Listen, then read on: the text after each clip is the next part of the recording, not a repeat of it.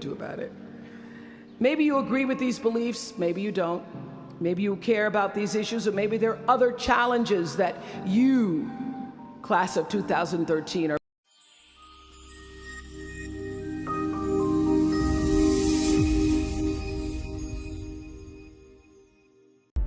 It's the Motivational Christian Lounge, where I share all about Christian motivation, sermons, and gospel reviews in order to pass important information to the teaching spoken for inspiration, for knowledge, and for the edification of the spirit, soul, and body. Kindly don't forget to like, subscribe, and comment down below. Passionate about. Maybe you want to make a difference by serving in government. Maybe you want to launch your own television show. Or maybe you simply want to collect some change. Your parents would appreciate that about now. The point is, your generation is charged with this task of breaking through what the body politic has thus far made impervious to change. Each of you has been blessed with this enormous opportunity of attending this prestigious school.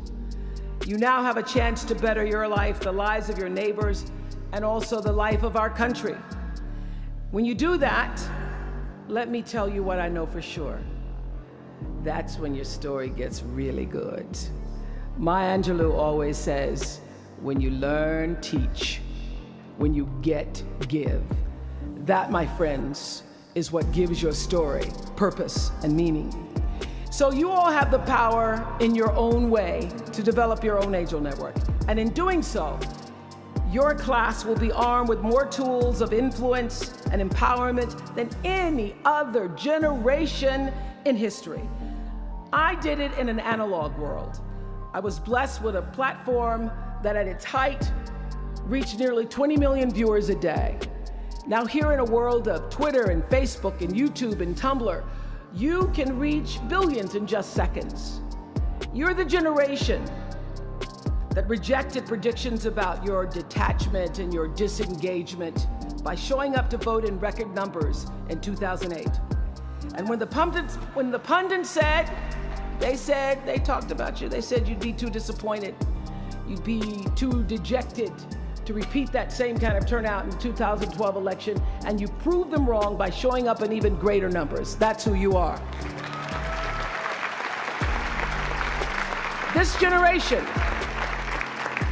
your generation, I know, has developed a finely honed radar for BS. Can you say BS at Harvard?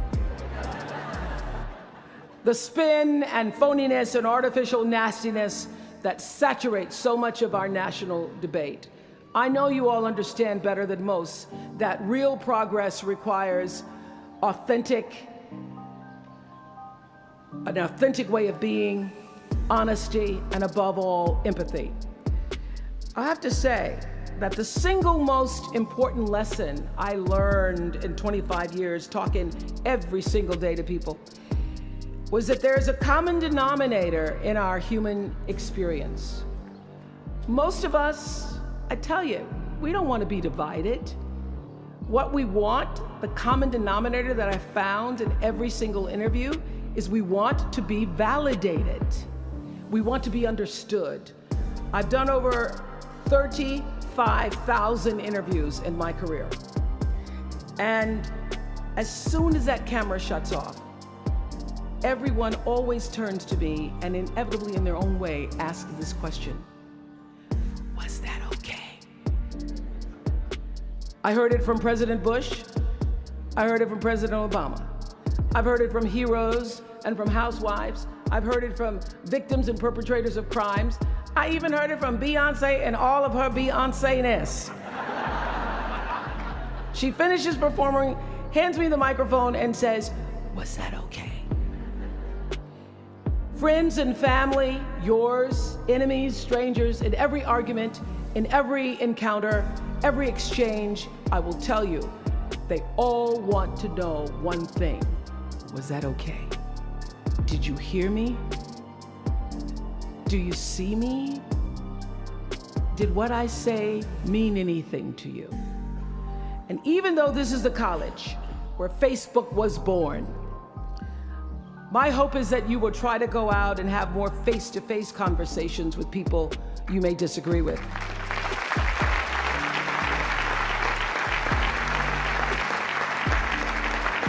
That you'll have the courage to look them in the eye and hear their point of view, and help make sure that the speed and distance and anonymity of our world doesn't cause us to lose our ability to stand in somebody else's shoes and recognize all that we share as a people. This is imperative for you as an individual and for our success as a nation.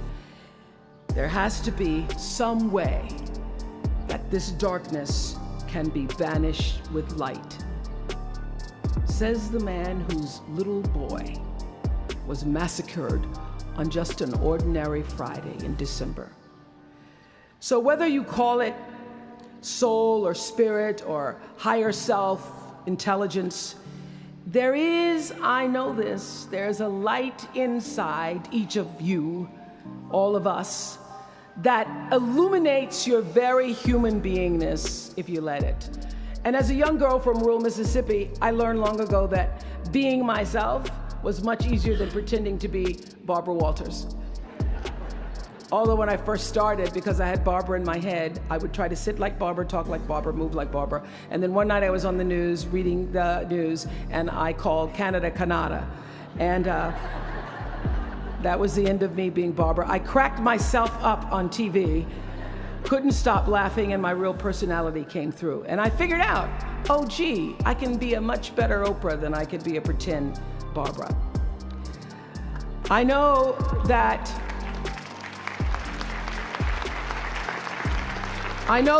you all might have a little anxiety now and hesitation about leaving the comfort of college and putting those Harvard credentials to the test.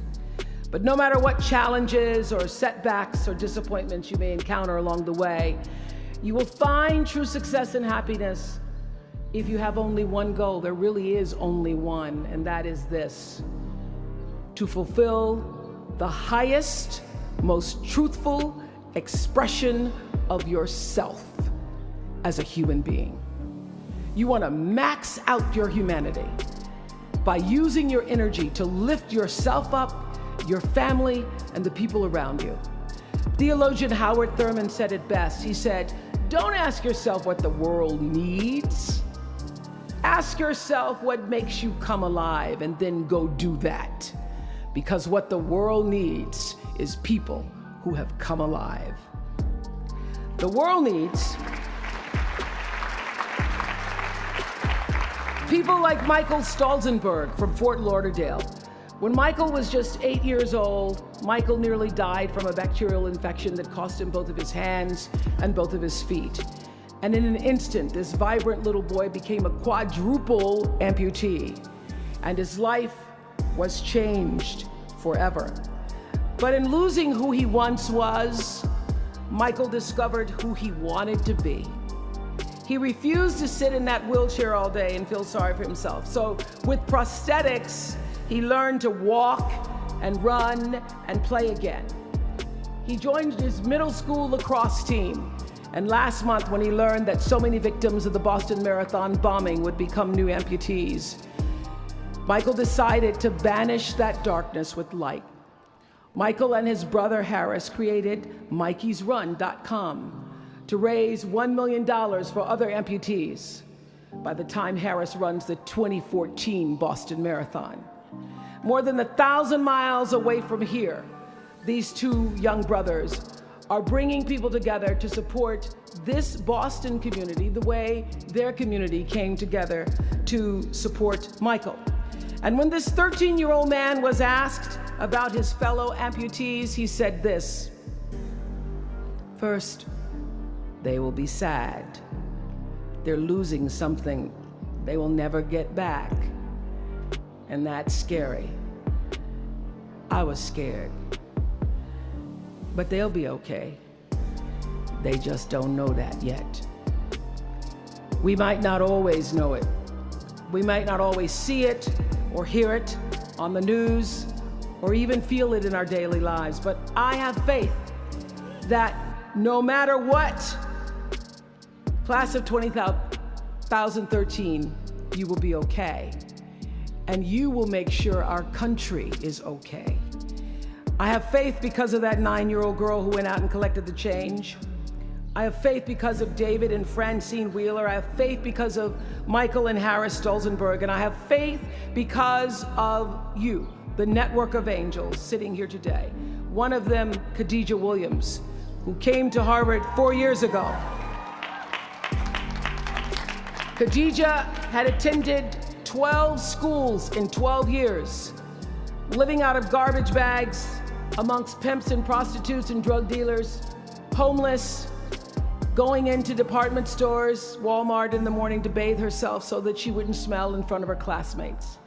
And today she graduates as a member of the Harvard class of 2013.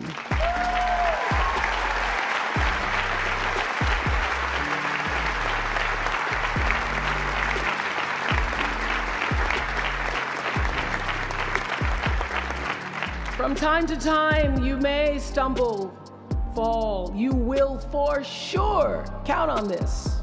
No doubt, you will have questions and you will have doubts about your path. But I know this, if you're willing to listen, to be guided by that still small voice that is the GPS within yourself, to find out what makes you come alive, you will be more than okay. You will be happy, you will be successful, and you will make a difference in the world. Congratulations, class of 2013. Congratulations to your family and friends. Good luck, and thank you for listening. Was that okay?